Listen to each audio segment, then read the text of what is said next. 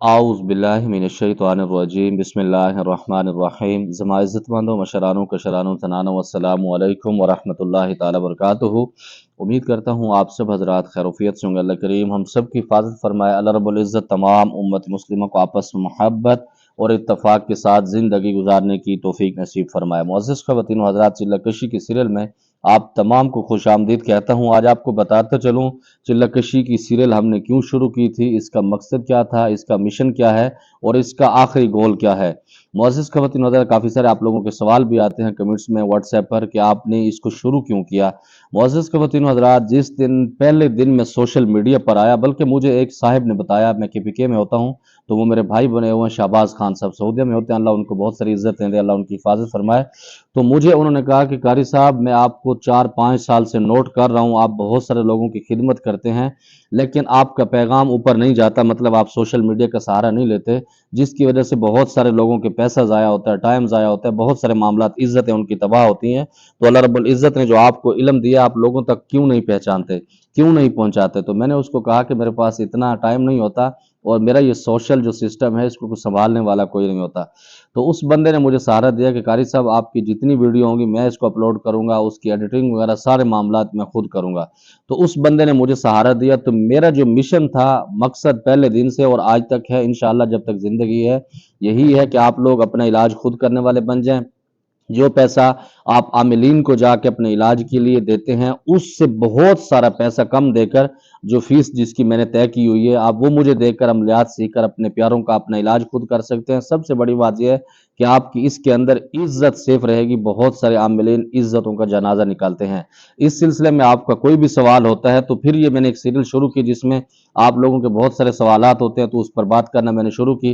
तो आप लोग इसको तकरीबन मेरे ख्याल में 2 से ढाई महीने गालबन इस सीरियल को होने वाले हैं, जिसमें आपका कोई भी सवाल होता है चिल्ला-कशी के हवाले से, या फिर आप अमलियात सीखना चाहते हैं, हिसारात के मुतालिक कुछ आप पूछना चाहते हैं, जादू जिन्नात के मरीजों के इलाज के मुतालिक कुछ आपको दुश्वारी है, तो आप मुझसे राब्ता कैसे करते हैं? कमेंट्स बॉक्स में राब्ता करते हैं, ज़ोंग वाले नंबर पर व्हाट्सएप पर राब्ता किया जा सकता है, और कॉल पर बात करने के लिए दोपहर 3 से लेकर शाम 6 बजे तक दोनों नंबर अवेलेबल होते हैं, ज़ोंग और मोबलिंक वाला नंबर।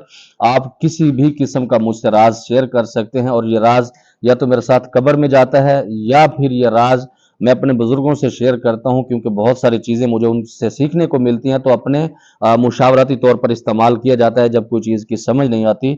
मेरे बुजुर्गों के अलावा ये राज किसी के पास नहीं होते, मेरे पास या मेरे बुजुर्गों के पास होते हैं। तो आप मुझसे इस तरह रब्ता कर सकते हैं।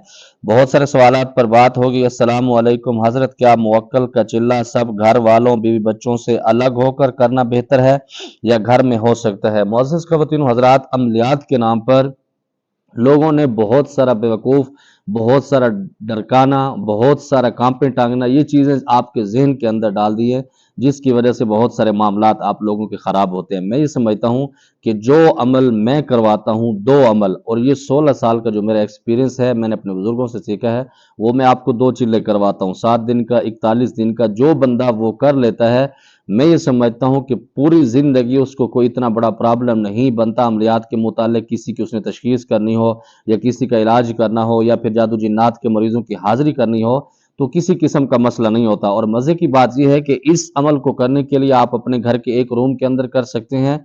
बस रात को जब आप अमल के लिए बैठें, उस वक़्त आप कुंडी बंद कर दें, आपको डिस्टर्ब करने वाला कोई ना हो, और आप तकरीबन बाज़ार की चीज़ें भी खा सकते हैं, ज़्यादा चीज़ें उसके अंदर इस्तेमाल नहीं कर सकते। मुनासिब इसके अंदर मेरे बुज़ुर्गों ने मुझे परहेज़ का कहा है, तो जिसके ऊपर मैं अमल करवाता हूँ और वो उसके मामलात क्लियर करवा देता हूँ। नंबर 2 पर जो चिल्ला-कशी होता है, इसके लिए घर ज़्यादा बेहतर है अलग हो, वो इस वजह से कि जब आप जिन्नात को एग्रीमेंट करने वाला अमल कर रहे होते हैं, उसके अंदर जिन्नात आपकी फैमिली को, आपके बच्चों को बहुत सारा उलझाते हैं, डराते हैं, धमकाते हैं, जिसकी वजह से आपकी फैमिली का प्रेशर आपके ऊपर पड़ता है, आपकी चिल्ला-कशी खराब हो जाता है। इसी तरह जो एग्रीमेंट का अमल मैं करवाता हूँ, तो उसके लिए मैं एतकाफ़ भी करवाता हूँ, और उसके अंदर जो 4 दीवारी हवेली होती है, वो भी अलग होती है। उसके साथ अपने कपड़े भी खुद धोने होते हैं। आग की कोई भी बनी हुई चीज़ आप लोग उसके अंदर नहीं खा सकते। लेकिन फ़कीरी के अंदर जो अमल करवाता हूँ, उसके अंदर ये इजाज़तें मिल जाती हैं। हज़रत, ख्वाब में सबसे बेहतर इस्तिखारा कौन है? ख्वाब में सबसे बेहतर इस्तिखारा जो हज़ूर अलैहिस्सलातु वस्सलाम की पाकीज़ा और मुक़द्दस पाकज़ात ने हमें फ़रमाइश है कि नमाज़ पढ़ने के बाद जो वितर हैं, वो आप पढ़ लें। उसके बाद आपने 2 रकात नफ़ल पढ़ने हैं। नफ़ल के बाद आपने एक दुआ है हाजल अमर, उस पे जो आता है दुआ कनूत के अंदर, सॉरी नमाज हनफी के अंदर वो दुआ शामिल है, बहुत सारे हदीस किताब के अंदर ये दुआ शामिल है। तो हाजल अमर पर आप अपना मकसद बयान करके सो जाते हैं तो अल्लाह आपकी रहनुमाई फरमा देते हैं। हजरत में लोगों के इलाज के लिए कौन सा विर्द करूं, जादू के लिए, अल्लाह की रजा के लिए, मुझे बता दें। मोअज़्ज़िज़ ख़वातीन व हज़रात, बहुत सारे वज़ाइफ मैंने आपको बताए हैं कि कोई भी अगर आप करते हैं, इसके अंदर मैं दो चीज़ें बताता हूँ। जो सबसे बड़ा विर्द है पाकीज़गी है, वुज़ू की पाबंदी है। जो बंदा वुज़ू की पाबंदी करता है, अपनी नज़रों को पाक रखता है अमलियात के अंदर, वो हमेशा कामयाब और मजबूत आमिल बनता है। इसके बाद कोई भी आप विर्द करते हैं, आप मट्टी पर भी फूंक मार के देंगे तो अल्लाह आपको भरम के तौर पर बहुत सारी चीज़ें अता फरमाते हैं। कोई ज़कात अदा करते वक़्त क्या नियत करनी चाहिए, इसके लिए मुवक्किला, दोस्त और अल्लाह की रज़ा के लिए हमारी मदद करें। मुअज़्ज़िज़ ख़वातीन व हज़रात, ज़कात जब भी आप अदा करें, अल्लाह रब्बुल इज़्ज़त की उसके अंदर रज़ा और अल्लाह रब्बुल इज़्ज़त से मदद लें कि या अल्लाह, इस अमल को मैं इसलिए कर रहा हूँ कि इसकी जो रूहानी ताकत आपने इसके अंदर रखी है वो मुझे अता फरमा, इससे मैं लोगों के मसाइल हल कर सकूँ, तो इंशाअल्लाह बहुत सारी चीज़ें आपको मिल जाएंगी। अस्सलामु अलैकुम हज़रत, मैं आबादी वाले इलाके में रहता हूँ और यहाँ पर वीरानगी वाले बहुत कम मामलात हैं, इस जगह पर चिल्ला कशी करना कैसा है? बिल्कुल आप कर सकते हैं, लेकिन किसी अच्छे उस्ताद की सरपरस्ती में करेंगे तो बिल्कुल कर लेंगे, वरना आपको बेवकूफ़ बना देंगे।